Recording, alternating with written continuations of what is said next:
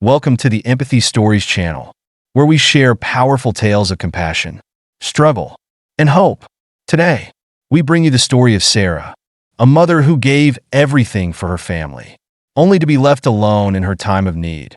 But sometimes, help comes from the most unexpected places. Join us as we dive into this heartfelt journey of love, sacrifice, and the kindness that changes lives. Sarah's life had never been easy, but she had always managed to cope. After her husband Jack, a sailor who spent most of his life at sea, died unexpectedly in a tragic accident, Sarah was left to navigate the world alone, with 4 children to raise. Jack had always promised her that one day, they would have enough money, enough time, to build a life together. But that day never came. With Jack gone, Sarah was left with a modest pension, state support, and a heart full of grief. Raising 4 children on her own was no small task. Her 3 sons, David, Mike, and Thomas, grew up taking her sacrifices for granted. They were strong, healthy young men, yet they never seemed to fully appreciate the weight of the responsibility she bore. David, the eldest, would often promise to visit, to bring his children by to see their grandmother. But there was always some excuse. Work's been crazy, Mom, he'd say, or the kids are too busy with school. Mike, always talking about his plans to save for a house, had little time for his mother, even when she needed help. Once we're settled, Mom, I'll have more time, he'd tell her. But that time never seemed to come. And Thomas, the youngest, just out of college, had 1,000 excuses of his own. He needed money to start his career. He was busy with interviews and trying to get ahead. He always said he'd send money when he could. But the reality was that he never did. When Sarah asked him for help, his reply was always the same: I'll do it next week. Mom, Sarah never said anything. She never raised her voice in frustration. She simply accepted it, because she had always known that motherhood, especially single motherhood, meant putting others first. She didn't want to burden her children with her troubles. The love she had for them ran deeper than the small hurts their indifference caused her. In her eyes, they were still her children, and they needed her, no matter how detached they seemed to be. Her daughter, Emily, was the only one who seemed to understand. Emily, who had been fortunate enough to receive a scholarship and study abroad, would send small amounts of money when she could. Though far away, Emily's letters were a small comfort. She would remind Sarah of how much she loved her, how much she appreciated everything Sarah had done for her. But Emily was busy, too, trying to build her own life, her own future. Sarah never wanted to ask her for more than she could give. And so, Sarah carried on, doing what mothers do. She made sure the bills were paid, the laundry was done, and the house was clean. She made the most of what little she had. But deep down, she couldn't help but wonder if it would always be this way. Would her children ever truly see the sacrifices she had made? Would they ever take the time to really care? Life, it seemed, was a constant struggle, a struggle Sarah had never asked for but had learned to endure. And just as she had begun to accept this lonely, unchanging reality, fate was about to throw her an unexpected twist. Despite Sarah's unshakable devotion to her children, the years of one-sided giving began to take their toll. Each promise from her sons, no matter how sincere it seemed at the time, always fizzled out. David, the eldest, was the one who hurt her the most.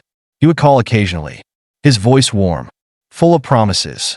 Mom, I'll bring the kids by this weekend, he would say. But the weekends came and went, and David was always too busy. The children she so longed to see never arrived, and Sarah's heart ached as she spent another lonely Saturday staring out the window, waiting for a visit that never came. David's promises had become so predictable that Sarah no longer even expected him to keep them. The excuses were always the same: work, family, responsibilities, and even when they did visit, it was only for a short while. There were no heartfelt conversations, no genuine connection, just the rush of a quick visit before they left to get back to their busy lives. Sarah couldn't help but wonder if, somewhere along the way, her children had forgotten how to show her the love she had given them in abundance. Mike, the second son, wasn't much different. He had become preoccupied with saving money for a house. always telling Sarah that once he had a place of his own, he'd be able to do more for her. "We'll take care of you. Mom, just give me a little more time," he'd say. And while he was scrimping and saving, Sarah was left to manage the household with the little resources she had. She could see the strain on Mike's face whenever she asked for help, as though her requests were an inconvenience. And when she asked him about visiting, he would say, "We're so busy with the house plans. Mom, you know how it is, but soon, I promise." Her youngest, Thomas, was the most frustrating. Fresh out of college, he had big dreams, but no financial backing. He always needed money for one thing or another: an interview here, a new set of clothes for work, a course to enhance his skills. Every time Sarah reached out, asking if he could come by or if he had time for a visit, the answer was the same: "I'm working on getting my career off the ground. Mom, I'll help soon. Just give me a little more time." But that time never seemed to come. Sarah knew it wasn't just about the money. It was about their hearts, their willingness to show up for her, to care for her as she had always cared for them. The promises, however well-intentioned, left Sarah feeling invisible. She wanted to be more than just a mother who provided for them when they needed something. She wanted to feel loved, to feel needed. But as each day passed, it seemed that the gap between them only grew wider. Sarah told herself she understood. It was a hard world out there, and her children had their own struggles. But at night, when she sat alone in her dimly lit living room, those feelings of neglect would creep up on her, and she couldn't help but wonder, when would it be her turn to feel cared for, to feel like she mattered? Despite the pain, she remained silent. There was no point in complaining. Sarah had always believed that love meant sacrifice, even when it was one-sided.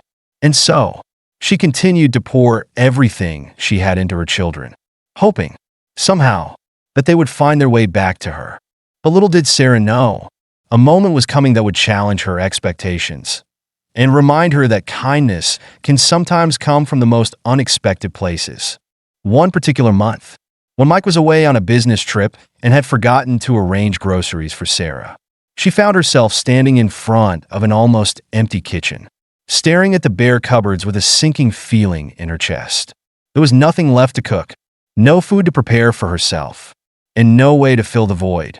It was a feeling she'd become too familiar with in recent years, standing on the edge of scarcity, her pride clashing with her need for help.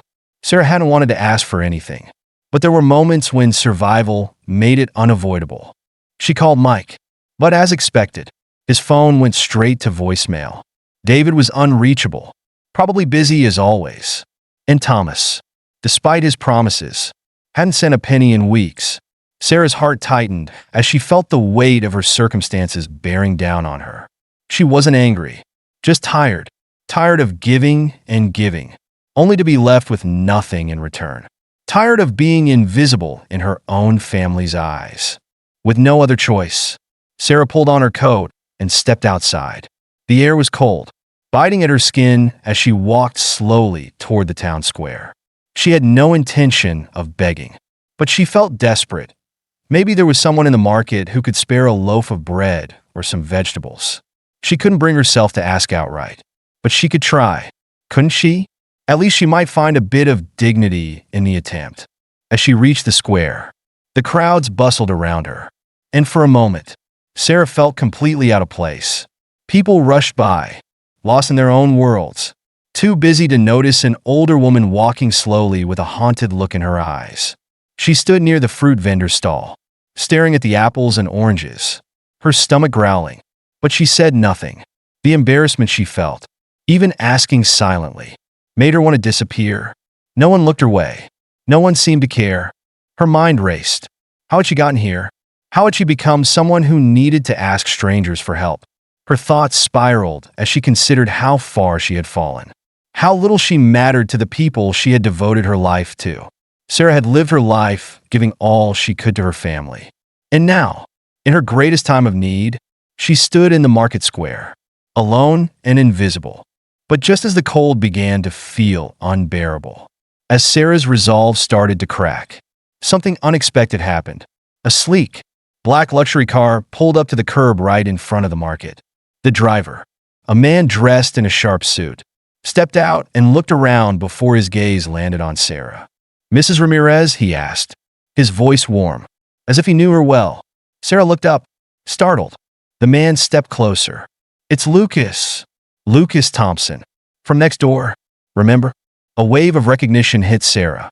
Lucas, the young boy who had lived next door when her children were small.